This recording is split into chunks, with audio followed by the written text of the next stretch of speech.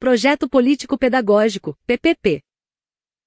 Em que se baseia o funcionamento de uma escola e sobre quais princípios e valores ele se estabelece? A resposta a essa pergunta pode ser encontrada na elaboração do Projeto Político-Pedagógico, PPP. Esse documento é o responsável por nortear a maneira como a escola planeja suas ações estratégicas e estabelece metas para conseguir evoluir no processo de ensino e aprendizagem. O que é o Projeto Político-Pedagógico, PPP? O Projeto Político-Pedagógico, também chamado de PPP, é um documento que definirá diretrizes, metas e métodos para que a instituição de ensino consiga atingir os objetivos a que se propõe. O PPP visa melhorar a capacidade de ensino da escola como uma entidade inserida em uma sociedade democrática e de interações políticas. O documento traz, em detalhes, todos os objetivos, diretrizes e ações que devem ser valorizados durante o processo educativo, fim último da escola. Nesse sentido, o PPP precisa expressar claramente a síntese das exigências sociais e legais da instituição, e os indicadores e expectativas de toda a comunidade escolar. Em outras palavras, a cultura da escola precisa estar demonstrada nesse documento, no qual devem constar, com clareza, os valores da instituição, sua situação presente e caminhos para melhorar os pontos negativos. O PPP funciona como um guia para as ações a serem desenvolvidas na escola.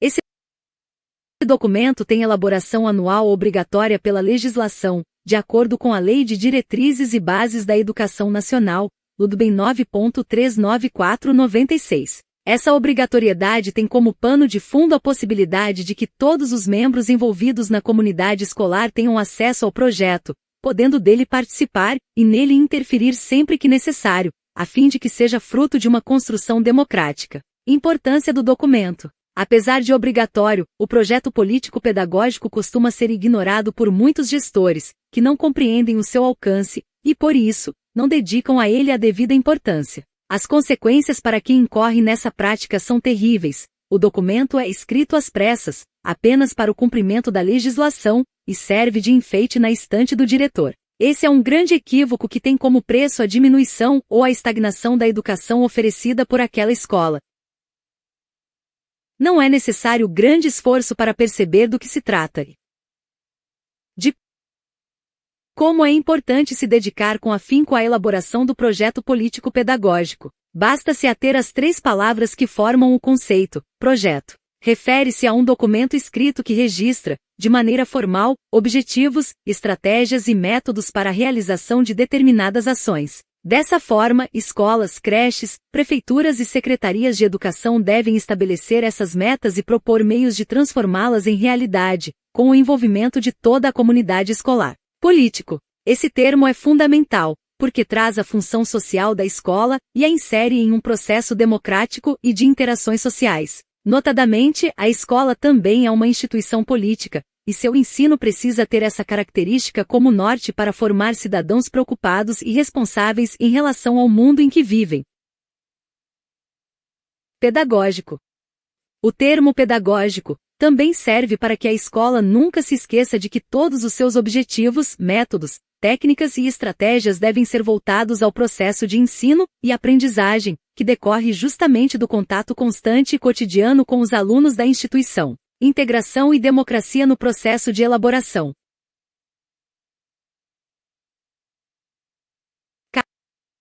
Cabe à escola construir sua proposta pedagógica, de modo a atender aos membros da comunidade em que se localiza. Para atingir os resultados esperados e necessários, o projeto político-pedagógico precisa ser elaborado de forma democrática e colaborativa. Isso significa permitir e estimular a presença e a participação da comunidade, dos alunos, das famílias e de demais agentes nos debates relacionados à fixação das metas e objetivos. Essa própria integração entre diversos setores sociais no processo de produção e consolidação do PPP já é, por si só, um exercício de democracia que só tem a engrandecer o trabalho final e aprimorar os resultados das estratégias adotadas. Com essa discussão participativa e aberta, a equipe de gestão escolar, prefeituras e secretarias de educação tendem a cobrar mais de si mesmas, a fim de atingir os objetivos. Sendo assim, permitem-se também abrir espaço para as críticas. construtivas da sociedade, o que faz com que os resultados sejam alcançados. Como se constitui o PPP?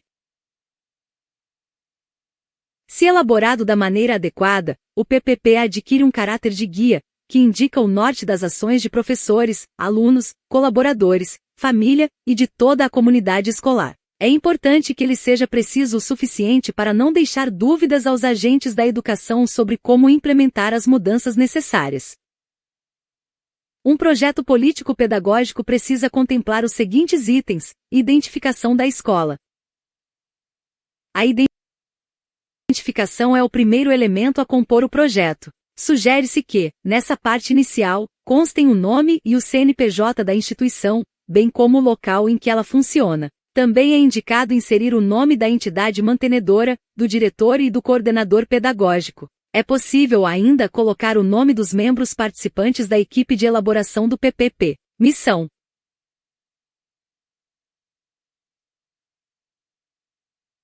Na sequência é descrita a missão da escola, os valores, as crenças e os princípios sobre os quais se processa a educação naquele ambiente. É interessante, nesse item, iniciar contando a história da instituição, desde o seu surgimento, que alterações sofreu ao longo do tempo, etc. Isso é importante porque demonstra a gênese desses princípios e valores citados no parágrafo anterior. Como eles tendem, ao longo do tempo, a se consolidar, essa é uma parte do PPP que não precisa ser ajustada todos os anos, a não ser que mudanças significativas venham a ocorrer na escola. Contexto. O contexto em que a escola está situada e a comunidade que é atendida por ela são pontos fundamentais para a definição de metas e objetivos no projeto político-pedagógico. A missão pouco significará se não estiver condizente com a realidade da instituição e das famílias que ela atende. Por isso, faz-se necessário, para orientar as ações que serão desenvolvidas, conhecer o panorama da comunidade. Isso pode ser feito de várias formas. A equipe de elaboração do PPP pode, por exemplo, fazer um levantamento de dados utilizando os documentos da matrícula dos alunos ou, então, elaborar uma pesquisa, a fim de obter informações mais específicas, como a situação socioeconômica das famílias. Também deve ser descrita a participação das famílias no processo de ensino e aprendizagem, o que se espera delas, e quais compromissos e parcerias elas podem assumir com a escola. Dados sobre o aprendizado.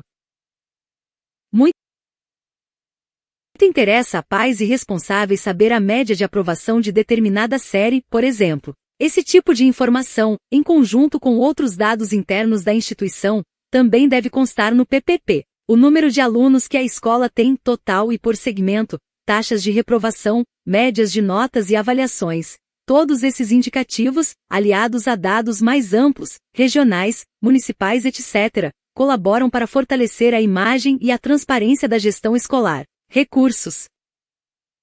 Quando se fala em recursos, o primeiro pensamento que vem à mente é relacionado à gestão financeira, certo? Mas ela é apenas uma parte desse item, que inclui, ainda, recursos humanos, físicos e tecnológicos. É fundamental que seja feita uma descrição minuciosa da estrutura física, dos colaboradores e dos recursos tecnológicos de que a escola dispõe. Só assim será possível partir da realidade, com suas faltas e seus problemas, em busca de soluções possíveis. Diretrizes pedagógicas. As diretrizes de um projeto assemelham-se ao percurso de um caminho. Por onde seguir, e como seguir, são as perguntas a serem feitas na hora de elaborar esse item do PPP. Os conteúdos ministrados e o método de ensino que a escola adota devem ser descritos. Lembre-se de que existe uma base curricular nacional, mas cada instituição tem liberdade para construir sua grade de disciplinas de acordo com a cultura local. Imprescindível se faz a colaboração dos professores, visto que o conhecimento específico de cada área pode ajudar a definir as diretrizes de toda a escola. Planos de ação. O PPP não é composto apenas por ideias e propostas. Para que ele de fato funcione, deve conter planos de ação, isto é, as estratégias que serão implantadas para atingir os objetivos. Devem ser elencadas as ações a serem desenvolvidas, os setores responsáveis pela execução das tarefas e os recursos necessários para isso. O que a escola ganha ao investir no documento?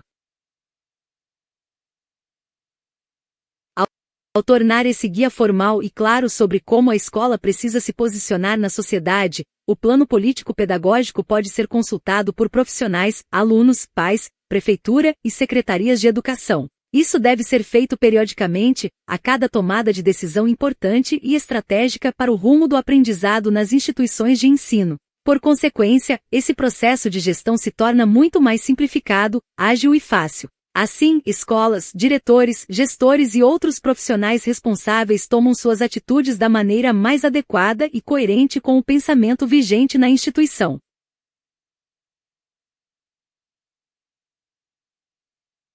Não é fácil engajar toda a comunidade e contar com a participação de todos os agentes sociais envolvidos no processo, mas, quanto mais pessoas participarem dos debates relativos à elaboração do PPP e se envolverem com a questão, melhor será para os resultados pretendidos e para a comunidade escolar como um todo. Dessa forma, a instituição adquire mais identidade, rumo, força e coesão para desenvolver seu trabalho pedagógico da melhor forma possível. Em uma primeira discussão, poucos podem aparecer, mas a tendência é que esses indivíduos se tornem transformadores e multiplicadores, atraindo mais pessoas para as conversas, que serão, de fato, as responsáveis pelos ajustes ao projeto político-pedagógico e, consequentemente, pela sua evolução. Erros comuns que escolas cometem ao elaborar o projeto.